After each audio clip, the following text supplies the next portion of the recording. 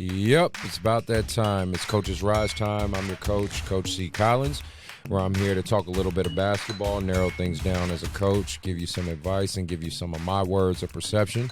Feel free to like and share and subscribe and do all that good stuff.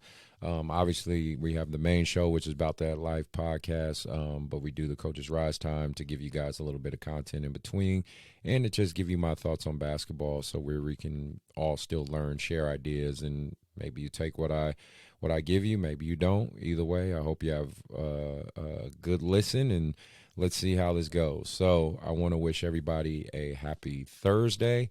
It is January 7th, 2021. We dealt with some crazy events the other day, but I'll get into that more later on in the week on the main show. Today I wanted to talk about kind of a funny, interesting topic. Gotta give a shout out and give this man credit because he was part of the reason that helped me think of this topic. It's Rusty Buckets.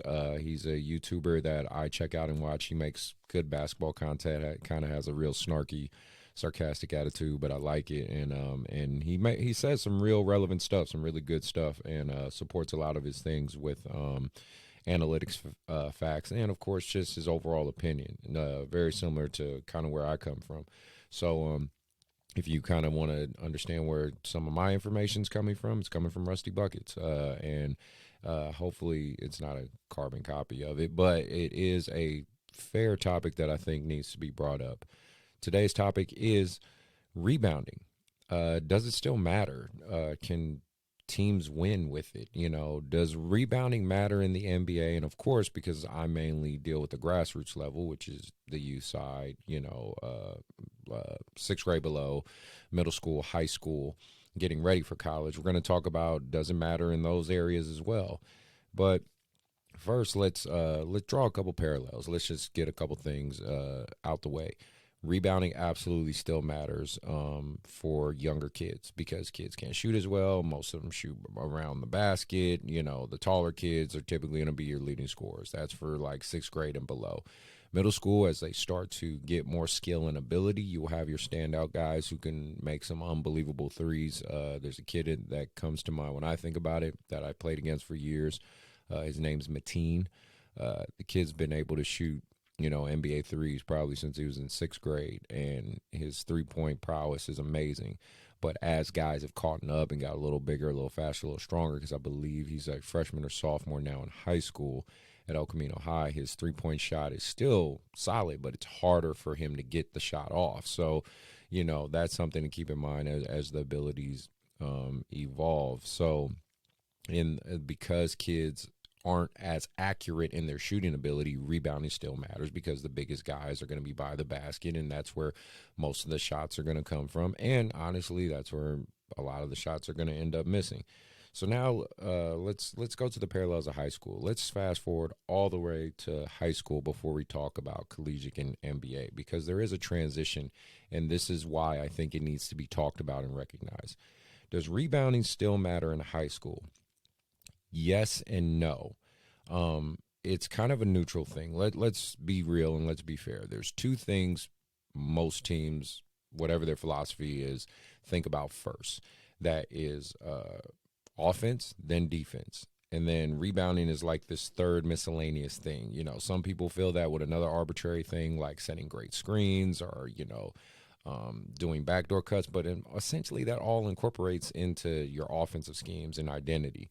Rebounding is kind of like this second cousin, this neutral second cousin that just kind of sits in the corner. Now, don't get me wrong, rebounding had its relevance and its prevalence for sure in the 90s, where you would say your counter argument, if you would, to say like someone like a Dennis Rodman, right, who was one of the most prolific rebounders in the NBA. And again, I'll get to the NBA more into that as well. But you have to keep in mind the rules in the 90s were different. The Jordan rules were in place for a reason. Shooters couldn't shoot as good. Guys could hammer you and rip your fucking head off when you go to the basket. And, three, basically the game has evolved. Thank you, Steph Curry. Okay, let's just call it what it is. But, that's just how the game has evolved. If we're talking in the game in 2021, let's give a shot to Steph Curry. So when we talk about that, let's talk parallels of high school. I have two teams just in the immediate area that I wanted to talk about, just because they're in the Sacramento area around where I coach, and I know some of these players and have physically seen these teams, and both are relevant now. So I'm going from the past season, the 2019-2020 season, unfortunately, where COVID happened and things couldn't finish up all the way. But I'm talking about the number 2 team in California, Sheldon High School, based out of South Sac. And then I'm talking about the number 22 team, Capital Christian, out of Rancho Cordova, these varsity basketball teams. So so there's some funny parallels and some things when you look at the analytics, and I'll try to explain it and hopefully make it breaking down to you guys so it can make sense. At Sheldon, they have, again, I looked these stats up. I looked to see who were their leading rebounders. They had 3 kids who were the leading rebounders. Xavier Brown, who's averaging 5 rebounds, 4.9 a game. Darren Tobias, 5 rebounds, 4.8 a game. Dontrell Hurlette, who's 5 rebounds, pretty much. He's 4.3 points, 4.3 rebounds a game. As a team, they're averaging 34 rebounds, 70 points a game on 50% shooting from the field. Their total number was 2,309 points. Xavier averaging 9 points, Darren averaging 9 points a game, and Dontrell averaging 10 points. Sorry if I didn't pronounce their names correctly. I'm sure if they hear me around, they'll be like, hey, man, say my name right. Sorry. On the flip side of it, they were the number 2 team in California. They were supposed to go to state, play that D1 game. Unfortunately, it didn't happen. Then you go on the flip side of it, Capital Christian, who's number 22 team in California. Let's see. Their leading rebounders are Darian Williams. He is 8 rebounds a game, 7.8, 11 points a game. Kendall Taylor, 5 rebounds a game. And there's one more kid. I did not get his name. Sorry about that. It was 4.3 points a game, so let's say 5 rebounds. He only averaged like 4 points a game. Again, Darian had 11 points. Kendall had 11 points. This Capital Christian, funny enough, averaged 71 points a game, had a total of 2,152 points. Now, one team is ranked number 2. One team is ranked number 22. Is it because one team just loses more than the other? There's some more parts to it than that. You can't simplify analytics like that. Analytics is a part of the learning process. It is not the learning process. So keep that in mind, coaches, when you break this stuff down. So the reality when it comes to this parallel is basically it's pretty straightforward. Sheldon made more shots, and they shot more threes. How you can tell is because 2 of their leading rebounders are guards. That's the evolution of the game. That's the evolution of how the game is played. Because there are more 3-point shots and they were more accurate on those shots, they most likely got more wins. And that also means most rebounds are going to go long. That doesn't mean bigs are obsolete, but that does mean there is a trend that you have to start to recognize, parents, players, by sophomore, junior year, as these kids' skills and abilities to knock the shot down from the outside from further and further range. If your kid is a big, they have to have versatility. Versatility is how they're going to survive in this new age of basketball. They still matter in high school because bigs are keen in high school, middle school, and elementary school. But as you see the trend for D1 college all the way to the league, they become less and less and less relevant without the versatility. That's why I want to show the correlation between rebounding and points and wins. So again, Capital Christian averaging solid rebounds. Their 2 leading rebounders are averaging double-digit points, but the problem being they're bigs. More than likely, they're making more layups as the guards who are shooting the threes at a 50% shooting clip. And sorry, Capital Christian lists their shooting percentage, so I quite honestly don't know.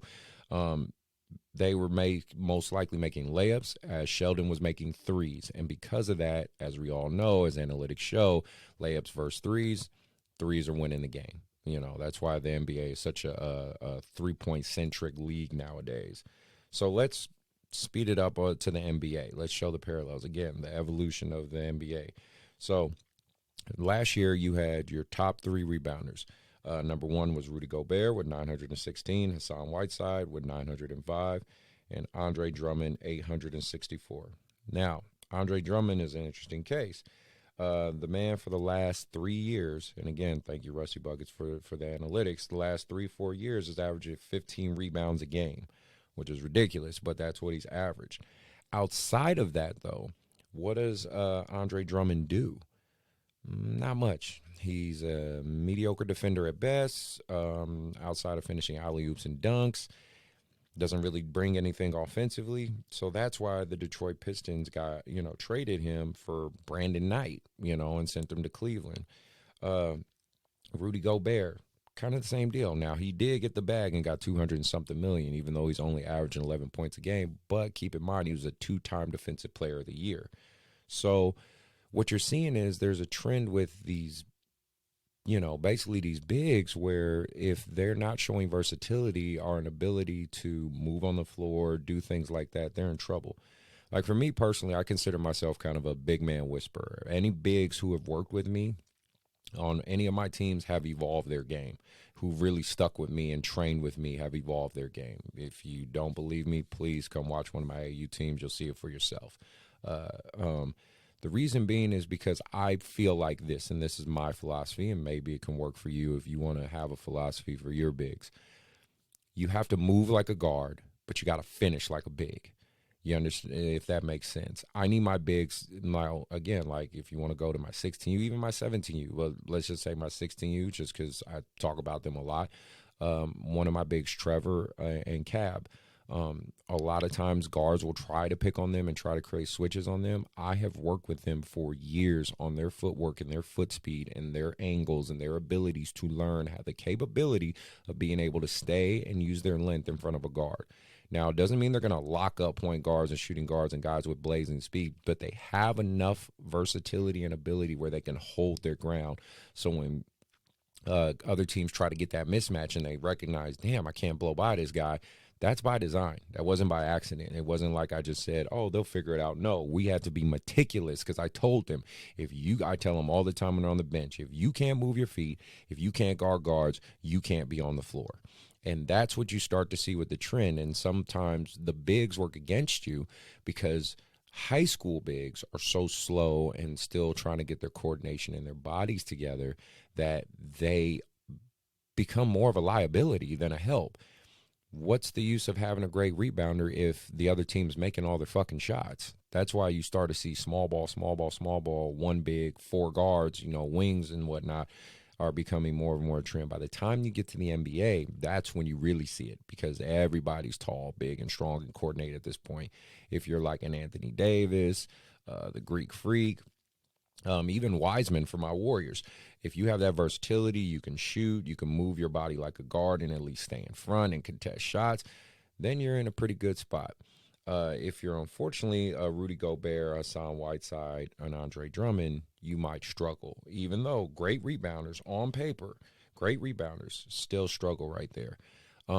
If you need more analytics, let me break it down to you simple as this. The Raptors in 2019 when they won the championship, they were the 17th team in rebounding in the league.